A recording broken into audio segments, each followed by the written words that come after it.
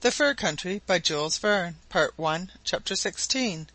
2 Shots. The first half of September passed rapidly away. Had Fort Hope been situated at the Pole itself, that is to say 20 degrees further north, the polar night would have set in on the 21st of that month, but under the 70th parallel the sun would be visible above the horizon for another month.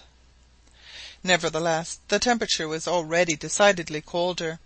The thermometer fell during the night to 31 degrees Fahrenheit, and thin coatings of ice appeared here and there, to be dissolved again in the daytime. But the settlers were able to await the coming of winter without alarm. They had a more than sufficient store of provisions. Their supply of dried venison had largely increased. Another score of morses had been killed. The tame reindeer were warmly and comfortably housed, and a huge wooden shed behind the house was filled with fuel. In short, everything was prepared for the polar night. And now, all the wants of the inhabitants of the fort being provided for, it was time to think of the interests of the company. The Arctic creatures had now assumed their winter furs, and were therefore of the greatest value, and Hobson organised shooting parties for the remainder of the fine weather, intending to set traps when the snow should prevent further excursions. They would have plenty to do to satisfy the requirements of the company, for so far north it was no use to depend on the Indians, who were generally the purveyors of the factories. The first expedition was to the haunt of a family of beavers, long since noted by the watchful lieutenant, on a tributary of the stream already referred to. It is true, the fur of the beaver is not now as valuable as when it was used for hats, and fetched 16 pounds per kilogramme, rather more than 2 pounds, but it still commands a high price, as the animal is becoming very scarce, in consequence of the reckless way in which it had been hunted. When the party reached their destination, the lieutenant called Mrs Barnett's attention to the great ingenuity displayed by beavers in the construction of their submarine city. There were some 100 animals in the little colony now to be invaded, and they lived together in pairs in the holes or vaults they had hollowed out near the stream. They had already commenced their preparations for the winter, and were hard at work constructing their dams and laying up their piles of wood. A dam of admirable structure had already been built across the stream, which was deep and rapid enough not to freeze far below the surface, even in the severest weather. This dam, which was convex towards the current, consisted of a collection of upright stakes, interlaced with branches and roots, the whole being cemented together and rendered watertight with the clayey mud of the river, previously pounded by the animals' feet. The beavers use their tails, which are large and flat, with scales instead of hair at the root, for plastering over their buildings and beating the clay into shape. "The object of this dam," said the lieutenant to Mrs Barnett, "is to secure the beavers a sufficient depth of water at all seasons of the year, and to enable the engineers of the tribe to build the round huts, called lodges or houses, the tops of which you can just see. They are extremely solid structures, and the walls, made of stick, clay, roots, etc., are 2 feet thick. They can only be entered from below the water, and their owners have therefore to dive when they go home, an admirable arrangement for their protection. Each lodge contains 2 stories. In the lower the winter stock of branches, bark, and root is laid up, and the upper is the residence of the householder and his family." "There is, however, not a beaver in sight," said Mrs Barnett. "Is this a deserted village?" "Oh no," replied the lieutenant. "The inhabitants are now all asleep and resting. They only work in the night, and we mean to surprise them in their holes." This was, in fact, easily done, and in an hour's time about 100 of the ill-fated rodents had been captured, 20 of which were of great value, their fur being black, and therefore especially esteemed.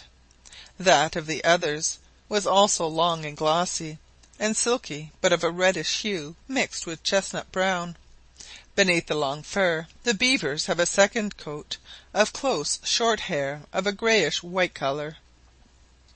The hunters returned to the fort much delighted with the result of their expedition. The beavers' skins were warehoused and labelled as parchments or young beavers according to their value. Excursions of a similar kind were carried on throughout the month of September and during the first half of October, with equally happy results. A few badgers were taken, the skin being used as an ornament for the collars of draught horses, and the hair for making brushes of every variety. These carnivorous creatures belonged to the bear family, and the specimens obtained by Hobson were of the genus peculiar to North America, sometimes called the Taxel badger. Another animal of the rodent family, nearly as industrious as the beaver, largely contributed to the stores of the company. This was the muskrat, or musquash. Its head and body are about a foot long, and its tail 10 inches. Its fur is in considerable demand. These creatures, like the rest of their family, multiply with extreme rapidity, and a great number were easily unearthed. In the pursuit of lynxes and wolverines, or gluttons, firearms had to be used. The lynx has all the suppleness and agility of the feline tribe to which it belongs, and is formidable even to the reindeer. Marbre and Sabine were, however, well up to their work, and succeeded in killing more than 60 of them. A few wolverines or gluttons were also dispatched. Their fur is reddish brown, and that of the lynx light red with black spots. Both are of considerable value. Very few ermines or stoats were seen, and Jasper Hobson ordered his men to spare any which happened to cross their path until the winter, when they should have assumed their beautiful snow-white coats, with the one black spot at the tip of the tail. At present the upper fur was reddish-brown, and the under yellowish-white, so that, as Sabine expressed it, it was desirable to let them ripen, or in other words, to wait for the cold to bleach them. Their cousins, the polecats, however, which emit so disagreeable an odour, fell victims in great numbers to the hunters, who either tracked them to their homes in hollow trees, or shot them as they glided through the branches. Martens, properly so called, were hunted with great zeal. Their fur is in considerable demand, although not so valuable as that of the sable, which becomes a dark lustrous brown in the winter. The latter did not, however, come in the way of our hunters, as it only frequents the north of Europe and Asia as far as Kamtchatka, and is chiefly hunted by the inhabitants of Siberia. They had to be content with the polecats and pine martens, called Canada martens, which frequent the shores of the Arctic Ocean. All the weasels and martens are very difficult to catch. They wriggle their long supple bodies through the smallest apertures with great ease, and thus elude their pursuers. In the winter, however, they are easily taken in traps, and Marbre and Sabine looked forward to make up for the lost time then, when, said they, there shall be plenty of their furs in the company's stores. We have now only to mention the Arctic or blue and silver foxes to complete the list of animals which swelled the profits of the Hudson's Bay Company. The furs of these foxes are esteemed in the Russian and English markets above all others, and that of the blue fox is the most valuable of all. This pretty creature has a black muzzle, and the fur is not as one would suppose blue, but whitish-brown. Its great price, 6 times that of any other kind, arises from its superior softness, thickness, and length. A cloak belonging to the Emperor of Russia, composed entirely of fur from the neck of the blue fox (the fur from the neck is considered better than that from any other part), was shown at the London Exhibition of 1851, and valued at £3,400 sterling. Several of these foxes were sighted at Cape Bathurst, but all escaped the hunters, whilst only about a dozen silver foxes fell into their hands. The fur of the latter, of a lustrous black dotted with white, is much sought after in England and Russia, although it does not command so high a price as that of the foxes mentioned above. One of the silver foxes captured was a splendid creature, with a coal-black fur tipped with white at the extreme end of the tail, and with a dash of the same on the forehead. The circumstances attending its death deserve relation in detail, as they proved that Hobson was right in the precautions he had taken.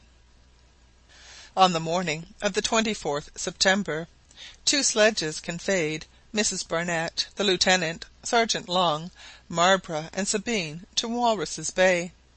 Some traces of foxes had been noticed the evening before, amongst some rocks clothed with scanty herbage, and the direction taken by the animals was very clearly indicated.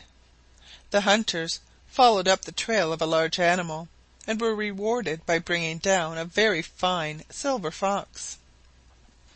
Several other animals of the same species were sighted, and the hunters divided into two parties, Marbre and Sabine going after one foe, and Mrs Barnett, Hobson, and the Sergeant trying to cut off the retreat of another fine animal hiding behind some rocks. Great caution and some artifice was necessary to deal with this crafty animal, which took care not to expose itself to a shot. The pursuit lasted for half an hour without success, but at last the poor creature, with the sea on one side and with three enemies on the other, had recourse in its desperation to a flying leap, thinking thus to escape with its life. But Hobson was too quick for it, and as it bounded by like a flash of lightning, it was struck by a shot, and to every one's surprise the report of the Lieutenant's gun was succeeded by that of another, and a second ball entered the body of the fox, which fell to the ground mortally wounded. "Hurrah! hurrah!" cried Hobson, "it is mine!" "And mine," said another voice, and a stranger stepped forward and placed his foot upon the fox just as the Lieutenant was about to raise it. Hobson drew back in astonishment. He thought the second ball had been fired by the Sergeant, and found himself face to face with a stranger whose gun was still smoking. The rivals gazed at each other in silence. The rest of the party now approached, and the stranger was quickly joined by 12 comrades, 4 of whom were like himself, Canadian travellers, and 8 Chippewa Indians. The leader was a tall man, a fine specimen of his class, those Canadian trappers described in the romances of Washington Irving, whose competition Hobson's had dreaded with such good reason. He wore the traditional costume ascribed to his fellow hunters by the great American writer, a blanket loosely arranged about his person, a striped cotton shirt, wide cloth trousers, leather gaiters, deerskin moccasins, and a sash of checked woolen stuff round the waist, from which were suspended his knife, tobacco pouch, pipe, and a few useful tools. Hobson was right. The man before him was a Frenchman, or at least a descendant of the French Canadian, perhaps an agent of the American Company come to act as a spy on the settlers in the fort. The other 4 Canadians wore a costume resembling that of their leader, but of coarser materials. The Frenchman bowed politely to Mrs Barnett, and the Lieutenant was the first to break the silence, during which he had not removed his eyes from his rival's face. "This fox is mine, sir," he said quietly. "It is, if you killed it," replied the other in good English, but with a slightly foreign accent. "Excuse me, sir," replied Hobson rather sharply. "It is mine in any case." The stranger smiled scornfully at this lofty reply, so exactly what he expected from an agent of the Hudson's Bay Company, which claimed supremacy over all the northern districts from the Atlantic to the Pacific. "Do you mean to say," he said at last, gracefully toying with his gun, "that you consider the Hudson's Bay Company mistress of the whole of North America?" "Of course I do," said Hobson; "and if, as I imagine, you belong to an American company—" "To the St. Louis Fur Company," replied the stranger with a bow. "I think," added the Lieutenant, "that you will find it difficult to show the grants entitling you to any privileges here." "Grants, privileges!" cried the Canadian scornfully, "old world terms which are out of place in America." "You are not now on American but English ground," replied the Lieutenant proudly. "There is no time for such a discussion," said the hunter rather warmly. "We all know the old claims made by the English in general, and the Hudson's Bay Company in particular, to these hunting grounds, but I expect coming events will soon alter this state of things, and America will be America from the Straits of Magellan to the North Pole." "I do not agree with you," replied Hobson dryly. "Well, sir, however that may be," said the Canadian, "let us suffer this international question to remain in abeyance for the present. Whatever rights the Company may arrogate to itself, it is very clear that in the extreme north of the continent, and especially on the coast, the territory belongs to whoever occupies it. You have founded a factory on Cape Bathurst, therefore we will respect your domain, and you on your side will avoid ours. When the St. Louis fur traders have established their projected fort at another point on the northern shore of America—" The Lieutenant frowned at this speech, for he well knew what complications would arise in the future when the Hudson's Bay Company would be compelled to struggle for supremacy with powerful rivals, and that quarrelling and even bloodshed would ensue. He could not, however, but acknowledge that this was not the time to begin the discussion, and he was not sorry when the hunter, whose manners, to tell the truth, were very polite, placed the dispute on another footing. "As for the present matter," said the Canadian, "it is of minor importance, and we must settle it according to the rules of the chase. Our guns are of different calibre, and our balls can easily be distinguished. Let the fox belong to whichever of us really killed it." The proposition was a fair one, and the body of the victim was examined accordingly. One ball had entered at the side, the other at the heart, and the latter was from the gun of the Canadian. "The fox is your property, sir," said Jasper Hobson, vainly endeavouring to conceal his chagrin at seeing this valuable spoil fall into the enemy's hands. The Canadian took it, but instead of throwing it over his shoulder and carrying it off, he turned to Mrs Barnett and said, "Ladies are fond of beautiful furs, and although perhaps if they knew better what dangers and difficulties have to be surmounted in order to obtain them, they might not care so much about them, they are not likely to refuse to wear them on that account, and I hope, madam, you will favour me by accepting this one in remembrance of our meeting." Mrs Barnett hesitated for a moment, but the gift was offered with so much courtesy and kindliness of manner that it would have seemed churlish to refuse, and she therefore accepted it with many thanks. This little ceremony over, the stranger again bowed politely, and followed by his comrades quickly disappeared behind the rocks, whilst the Lieutenant and his party returned to Fort Good Hope. Hobson was very silent and thoughtful all the way, for he could not but feel that the existence of a rival company would greatly compromise the success of his undertaking, and lead to many future difficulties. Chapter 17.